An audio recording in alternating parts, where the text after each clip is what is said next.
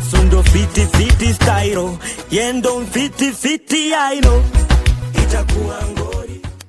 Former Kelele Takatifu member Moji Short Baba is making big moves romantically. I mean, just a few days ago, Ujama alipropose kwa demi yake, this gorgeous girl known as Nyawira Gashugi, and Nyawira said yes. So for all those men out there, if you really love a lady, you gotta put that ring on it. Suddenly, Moji Short Baba has done it again. This time round, Ujama ameenda Rorashio. For those who don't know what Rorashio is, it is a Kikuyu term for paying of the bride price. Moji Short Baba decided to go to Akina Nyawira's place and pay the bride price. Like a man, this Rorashio was attended by close family and friends. So hata ukiangalia vizuri, Nyawira Gashugi went ahead and shared her feelings on Instagram by saying this: "There is still so much to be grateful for.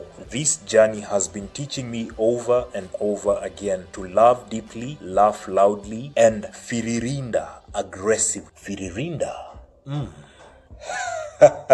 And if you follow these guys on social media, you realize that a lot of fans were commenting on Moji's Instagram account and congratulating him for doing this manly move. Even some of the celebrities went ahead and congratulated him. Someone like DK Kwenye Beat, congratulations my people. Alice Kimanzi, congratulations, God bless you guys, and many others. And I think all the men out there can learn from Moji Short Baba.